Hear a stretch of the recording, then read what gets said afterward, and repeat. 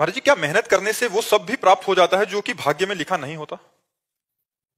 नहीं, भजन से, भजन से प्राप्त होगा। मेहनत करोगे तो जो भाग्य में नहीं लिखा वो तुम्हें लात मार के नीचे गिरा देगा।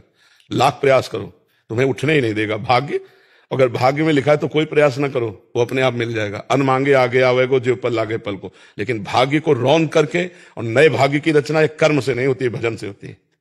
अगर आध्यात्मिक भजन नहीं है, तपस्या नहीं है, तो इतनी बड़ी सामर्थ्य साधारण तुच्छ पुच्छ कर्मों में नहीं है तो तुम्हारे कर्मों को मिटा करके नए भाग्य की रचना कर दे। ये साधारण कर्मों में, ये असाधारण आध्यात्मिक कर्मों में है, जो भगवान के चिंतन, भगवान का भजन, परहित, ये सबको सुख देने की भावना, अपने को खूब कष्ट पूर्वक जीवन व्यतीत कर, अब आप नए भाग्य की रचना कर सकते हैं। धर्म के द्वारा, अध्यात्म के द्वारा। साधारण कर्मों को तो कोई सवाल ही नहीं उठता। समझ रहे? जैसे किसी को दिखाई देता हो कि ये भजन नहीं करता है, पाप आचरण करता है, तो बहुत मेहनत करता है और सफल होता चला जा रहा है, तो अपनी मेहनत से नहीं सफल हो रहा है, उसके पूर्व के पुण्य हैं। और जिस दिन पुण्य समाप्त हो उस दिन ऐसे बम ब्लास्ट हो जाएगा, एकदम हाइड्रोजन की तरफ फ्यूज हो जाएगा, क्योंकि पापाचरण वर्तमान में कर रहा है।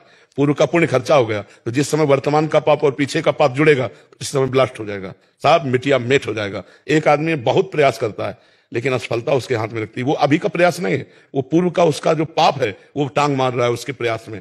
और जिस दिन इसका अभी का प्रयास और पूर्व का पुण्य मिल जाएगा तो क्रॉस कर जाएगा, उन्नति को प्राप्त हो जाएगा। लेकिन भजन ऐसा है कि पीछे आगे सर्व मंगल करने की सामर्थ्य रखता है। अगर हम राधा राधा राधा नाम जप करते हैं, दूसरों का हित करते हैं, कोई पापाचरण नहीं करते, अब तुम्हारा मंगल हो जाएगा।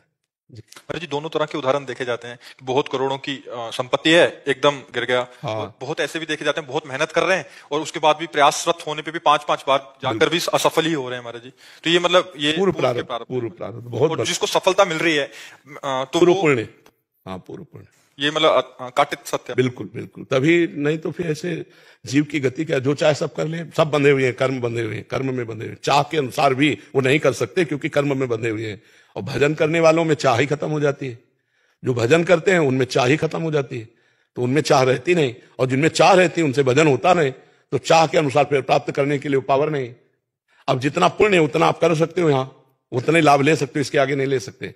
जितना पाप है उतने दुख मिलेगा, इसके आगे तुम्हें चाहे कोई की दुख देना तो नहीं दे सकता है। और ये तो रहस्य की बात है, वैसे व्यवहारिक बुद्धियों के लिए तो कल सत्संग में था, जनक जी ने जब प्रश्न किया 9 योगीश्वरों से कि मैंने कर्म के विषय में सनकादि से प्रश्न किया था बचपन पे, उन्होंने उत्तर नहीं दिया। तो उनका इसलिए उत्तर नहीं दिया, उस समय तुम्हारी बाल बुद्धि थी। और कर्म बड़ा सूक्ष्म होता है, बड़ा रहस्य है कर्म, तो इसके लिए तुम्हें सयाना होना चाहिए, तुम्हारी बुद्धि प्रवीण। अब तुम बोलो, अब मैं तुम्हें उस प्रश्न का उत्तर देता हूं। तो 9 योगीश्वरों ने कर्म के रहस्य का उत्तर दिया था।